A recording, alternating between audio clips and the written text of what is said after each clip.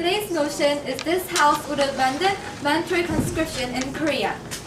Before I start my speech, I would like to clarify some of the definitions. First of all, abandon means invalidate the law, and mandatory is not allowing any choice, and conscription is enlistment for military. And also in Korea, in here means male Korean citizens. Our main clash in today's debate would be productivity and individual's freedom versus national security. Our team's burden is to prove that our policy is necessary, beneficial, and practical. I, as the first speaker, will elaborate on the necessity of our policy. Our second speaker, Daewon, would then continue with the benefits and practicality of the policy.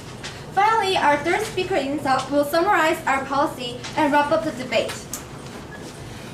Our policy is to ban mandatory conscription and allow people to volunteer for the army. These volunteers will then receive certain payments every month, which will be paid by the government. In addition, we will reduce the maximum number of soldiers in Korean military. Okay.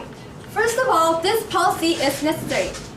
In a mandatory conscription system, almost all men are forced to serve in the military. Currently, there are about 650,000 people who are serving in the army. In addition, there are 4 to 5 million people when we include reserve forces. Imagine the amount of food they eat, places they stay, and facilities they use. The nation has the responsibility to take care of all of these. 20 trillion won is spent from the national budget in a year just for the military force purposes. Now, think about it. 650,000. Is this number really necessary? Do we have to force all those people and spend huge money? No. If we pass our policy, we can reduce the budget and lessen people's burden of taxes. Or the money can be spent on some other important purposes, such as improving military conditions. Also, forcing people to serve in the military violates individuals' rights. Mandatory conscription violates some of the Universal Declaration of Human Rights of the United Nations. For example, there is Art 4, no one shall be held in servitude. Art 20, no one may be compelled to belong to an association. And Art 23, everyone has the right to free choice of employment. Point of information, ma'am. Yes. Isn't a national service not violating human rights? I mean, you got things like paying taxes. I mean, is that violating human rights too? Isn't like mandatory service a necessity? No, but before serving in the military is a national duty. It violates the humans' basic rights. Is it When we force people to serve in the military force, it takes away people's right to choose what they want to do. Okay, there are 2 reasons why our policy is necessary. First of all, forcing all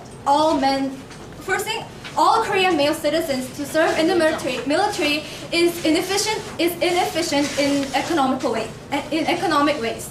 Also forcing people to serve in the military violates individuals' rights. For these reasons, we think our policy is necessary. Our next speaker, Daewon, will continue on explaining the practicality and the benefits of our policy. Thank you for listening.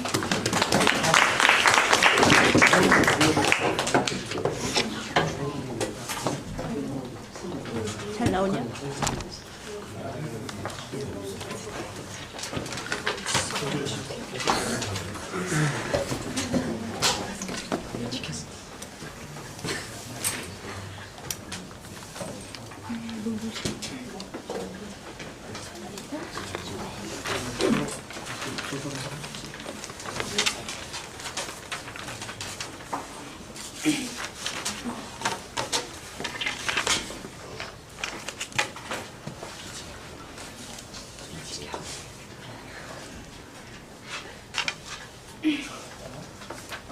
Nami is the first speaker for the opposition side.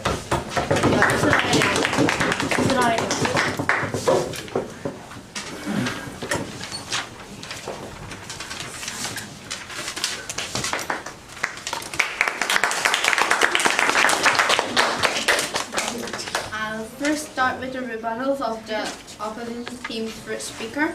Opposition team's first speaker.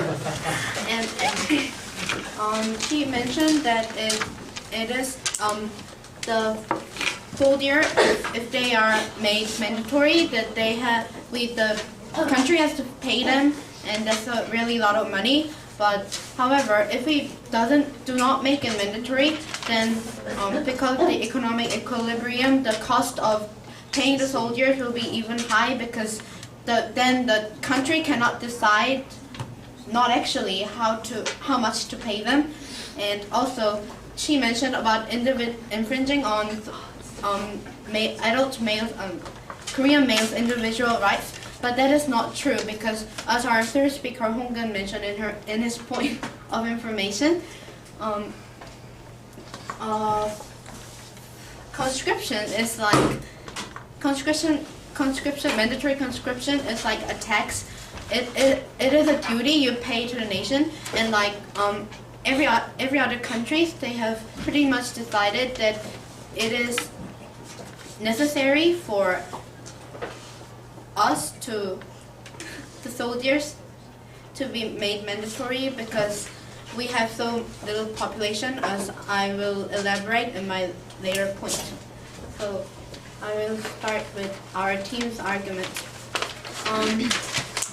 Have you thought about the Yu-Gi-Oh 사태 back in its history?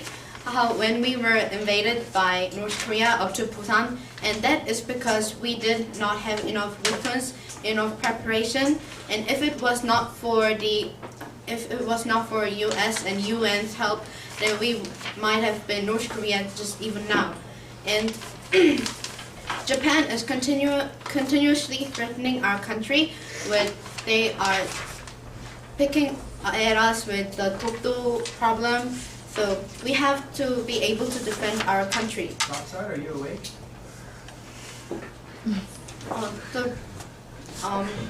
Our team burden is that mandatory conscription is necessary as it is the most effective. And our first argument is number of capable military personnel is low compared to other neighboring countries. And our second argument is that Korea is in lack of weapons. We need to compensate low quality weapons with people, like a bit like North Korea. And third, don't you realize that we have much higher standard of fighting than North Korean army? yes, I do realize.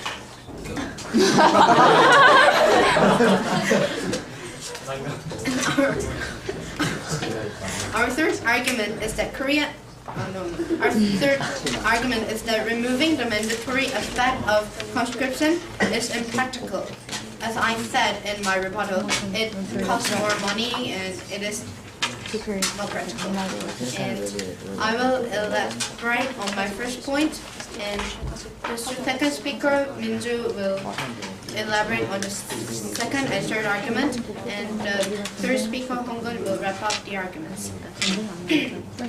So why the number of capable military personnel is important? Because Korea, our number of reserves is relatively small compared with neighboring countries like Japan and China, because Japan and China, as we know, they are a bigger country, a stronger country with more population.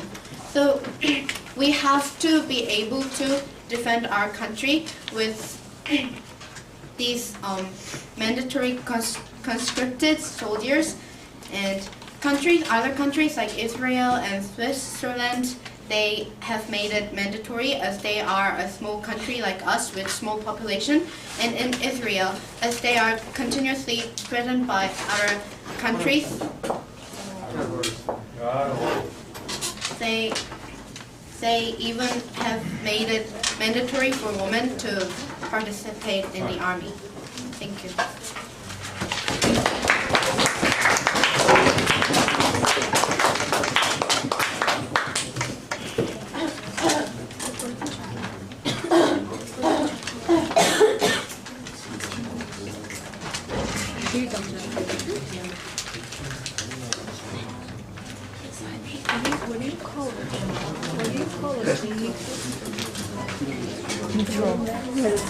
뉴트럴 어쩌고 하는 거.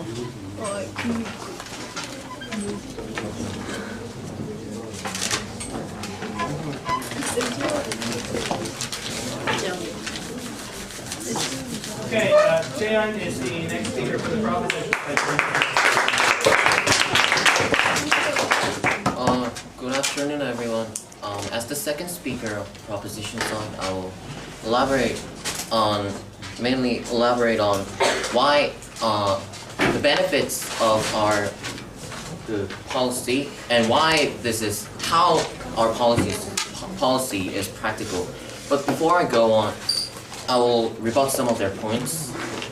First, their first speaker of opposition side said that mandatory conscription is like tax, but it is true they are both services to the nation.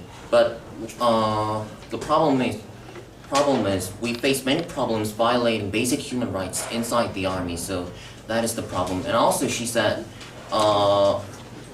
we South Korea have relatively low quality of army, so we should replace it with numbers. But however, that is not true, and I will elaborate on it in my arguments. And I'll explain about the benefits of this policy. And if young males are forced to serve in military for 2 years, those people are losing opportunity to do whatever they want at that time, which is very long. For example, people can study more and graduate from university, or they can search for a job. Whatever they will do, it is obvious that it will be more beneficial and productive for individuals themselves and for the whole society's economy than just doing useless labors and being tormented by veterans. Instead, they can be provided with much more education and job opportunities and other stuff. So it will provide society with higher productivity overall by using human resources in a more efficient way in the same period of time. Then I'll prove how this policy is realistic and practical and harmless. Many people think that because North Korea outnumbers South Korea in the number of troops and weapons, North Korea has stronger military power than South Korea. However, this is not true. South Korea has much more advanced weapons and equipment, thus can overwhelm North Korea in military force. For information. Moreover, in modern wars, number of troops is not an important matter. Thus, it wouldn't be a problem if the number of soldiers decreased after abandoning mandatory conscription. North Korea, in fact, is not a real threat at all in its military power, except for its nuclear weapons. For one example, South Korea's main fighter plane is F-16 and F-15K, while North Korea used MiG-19. And North Korea has one of the least developed army in the world. They mainly use old weapons given by USSR after World War II. In 1981, when Israel invaded Lebanon, there was a battle between Israeli Air Force and Syrian Air Force.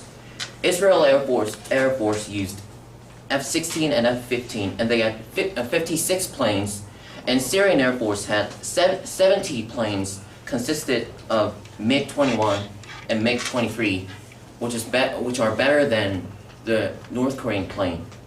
The result was Israel lost no planes at all, and knocking down 49 Syrian planes. The result would be the same if South Korea and North Korean Air Force fights. Permission, sir. No, thank you. The situation would be similar to Navy and ground force. So our point is that the number is not important, and it wouldn't be a problem if the number of soldiers decreases. In conclusion, our policy will guarantee higher productivity among young male adults, and it's also very realistic. Thank you.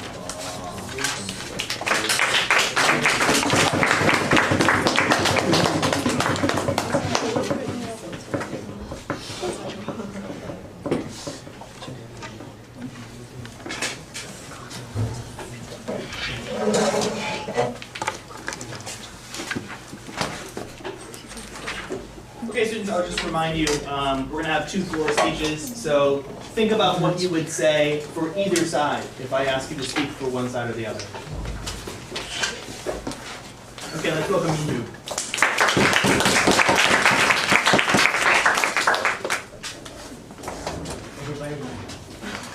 Before I begin my speech, I will have about 3 rebuts about this side's two proposition. First, they say that it's violating human rights because the inside the military it's really bad. However, it's getting better and better, and this problem is not only in Korea, but it's actually all around the world. The problem inside the military.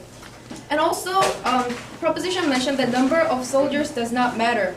However, this is only if we have enough people to be considered sufficient, but however, we do not have enough number of soldiers. And also, this proposition has only mentioned North Korea. What if we are better than North Korea? However, it doesn't mean that we have good weapons and enough weapons. China has nuclear weapons and also other good weapons that are much better than South Korea. Also, third, this proposition side has no policy. They're only emphasizing the necessity and benefits. However, they don't have enough policy, and it's not practical. And then now I will begin my speech. The first speaker, Nami, mentioned the necessity of mandatory conscription, and next I will talk about how we should compensate low quality of weapons with a high quality of soldiers, a quantity of soldiers.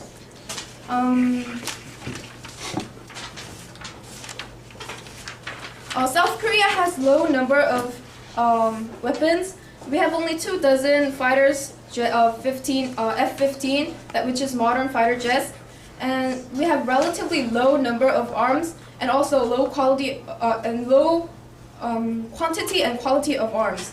And also, we are compared to neighbor hostile countries, so we should make that up with quantity of soldiers.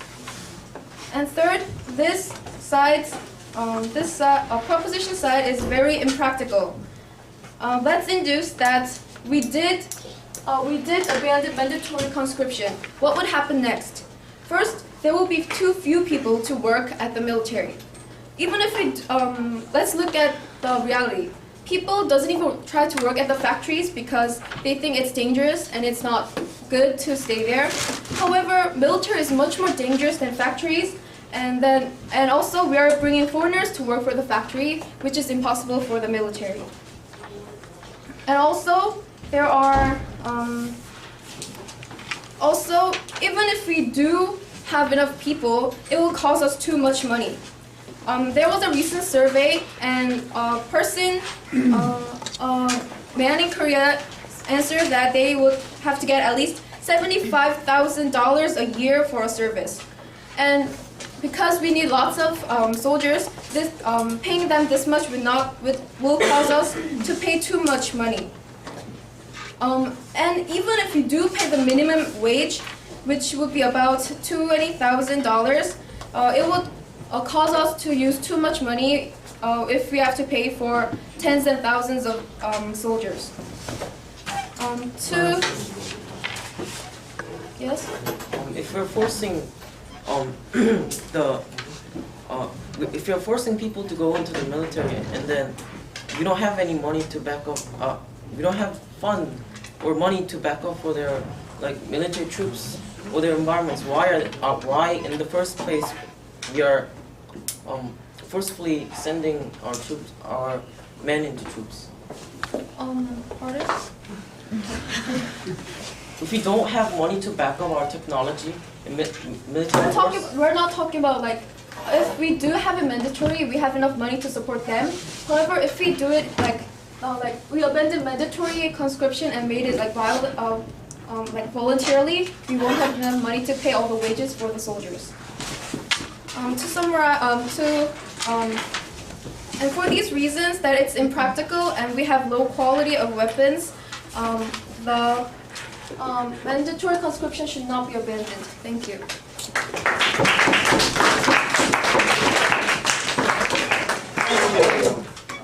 Who haven't we heard from this semester?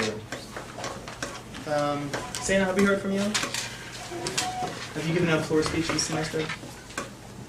Thank you. I don't think you have. Proposition side? And Donghyun, have you given one?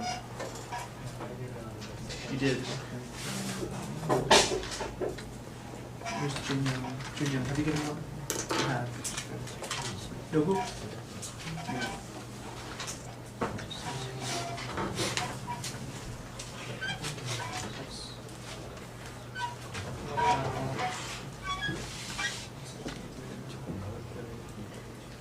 Donghwan, have we given one? Okay. Okay, Sam.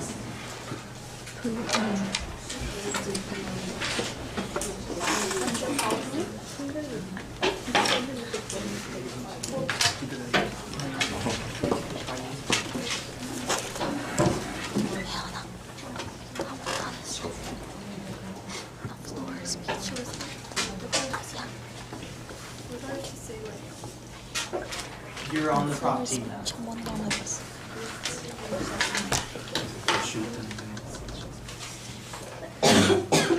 For the prop team, from the prop team,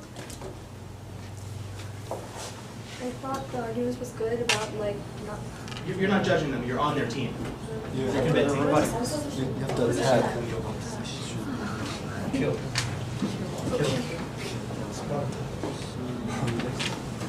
Actually, mandatory conscription is not really necessary because even if we have people and even if we have the army, compared to the rest of the world, we're already like, what do you say, overwhelmed. So maybe it's really better to abandon mandatory conscription and rather put those kind of people in science and those kind of sectors so they can improve our weapons and improve our economy so we can stand up better for the world. Thank you.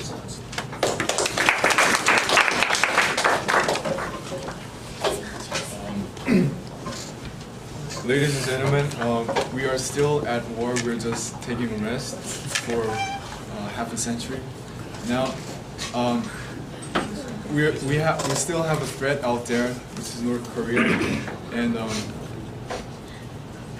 the speaker believes that South Korea is very vulnerable to ground attacks. So the country needs a lot of men to support the war line if the war occurs.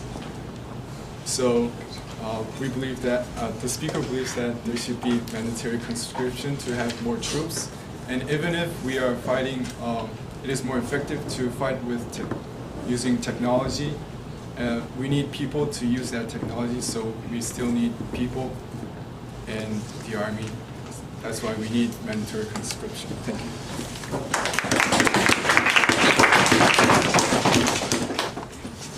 Okay, now we're going to hear from Hongboon, the final speaker of the opposition side. Give him a hand.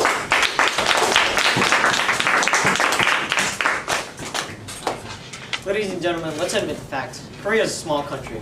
We're right in the middle of Japan, North Korea, and China. China has nukes, Japan has its aircraft carriers. What does Korea have? It has people.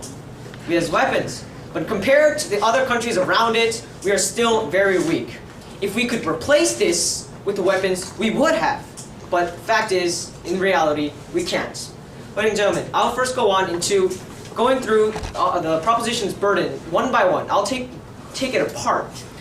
First part, individual rights. Now, they talked about individual rights as if military service was a crime, as if it was a violation, like child labor. But the fact is that it is just like, as we said again and again and again, tax. It is a civil service. It is not a violation because the law justifies it in that way because it is for the country. It is not in order to bother them. It is not in order for the country to make money. It is for the country to survive. It is a hereditary matter. It is not of something we can call a violation of human rights. Second part, this is not an isolated problem. These talked about how individual rights are violated within the army, but the problem is this is not isolated. This happens all around the country, all around the world, in other militaries as well, which even some don't even have mandatory conscription. This we cannot say is very mutually exclusive, so we will drop this matter. Second part in their burden was on the productivity.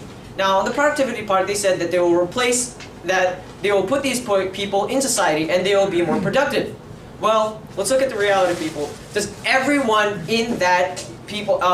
person who does not go to the army due to this new policy become a scientist?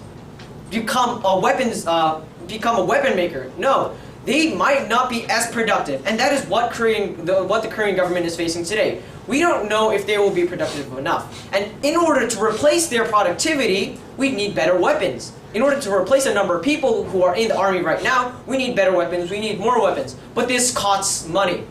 An aircraft carrier in America costs $8.5 billion a year. Korea's military budget, $20 billion. A B-2 bomber costs $4 billion a year. Korea's budget, no thank you, $20 billion again.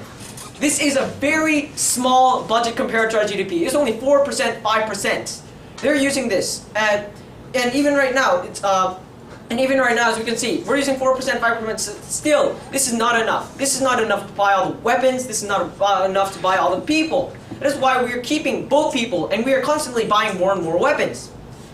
And the third part and now going on into the part of our burden, how we proved that it was most effective.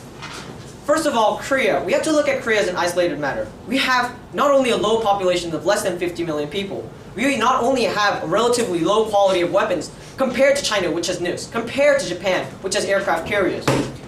And also, if we induce in that matter that we abandon this, that we abrogate mandatory conscription, then still we have many problems that it is too costly. Because of the specific matters of Korea, because of its specific characteristics, we believe that this is the only way into defending our country in the most effective amounts.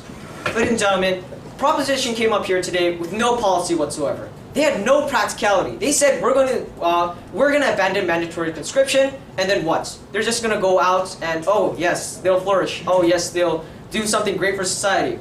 Ladies and gentlemen, they didn't even mention how they're going to do this. They don't even mention why they're going to do this specifically, because as you have seen, we have dropped all their arguments right here and right now. This no policy means more weapons, more money. They haven't proven any of this on the aspect of practicality. And therefore, we say we take this debate home. Thank you.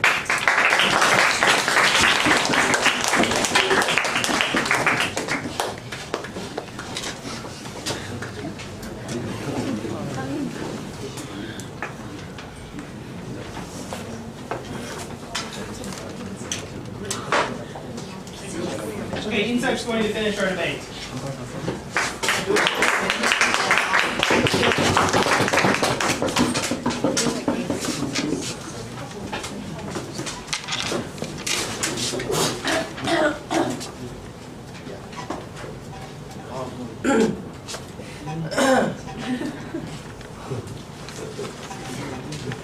Ladies and gentlemen, today I want you to imagine something for me.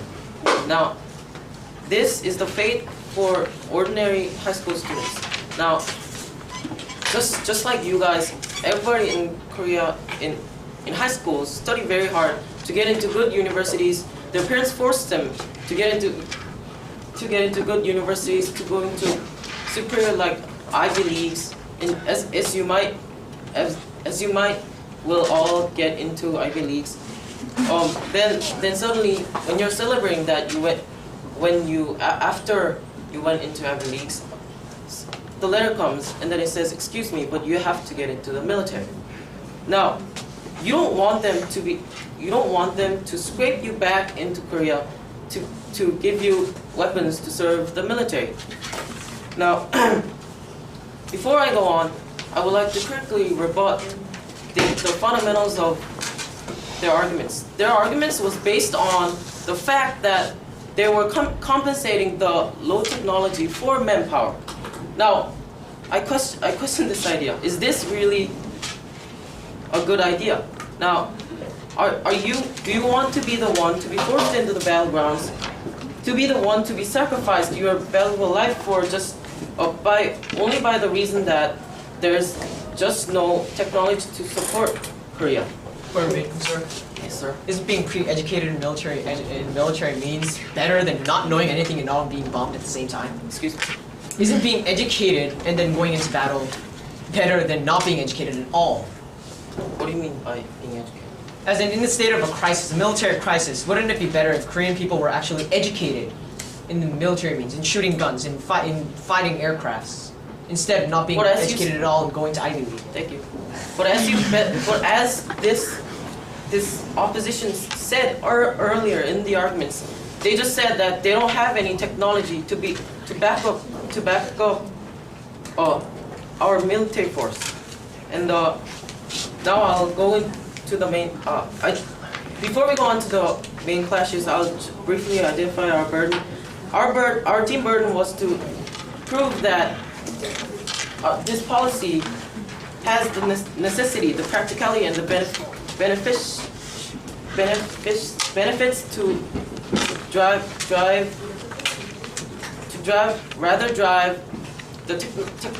the level of technology rather than putting all our men into troops. Now, on the first clash, on whether it's necessary or not, we mentioned that we don't need 650,000 people going into battlegrounds and money, 20 trillion money to just give them food and to give them clothes. We don't want this too much money. What we need is just few trained job soldiers that will make this this country safer and more reliable. Now, according to what they said was that they cannot decide how much to pay. Now, we're gonna decrease this. We're gonna decrease the military force more than 10%. That means if you said that we take more money, if we change the status quo, that means that you're gonna pay the job soldiers that more than 10 times more than the current money that we're paying to the soldiers. Now, on the second point that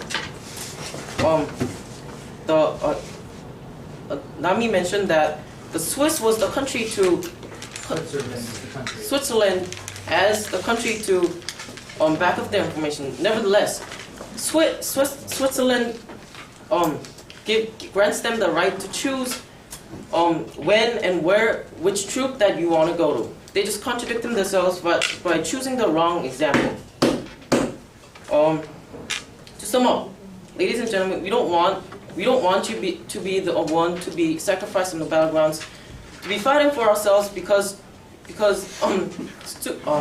people believe that we have just do not have much technology to back up our man force. Thank you.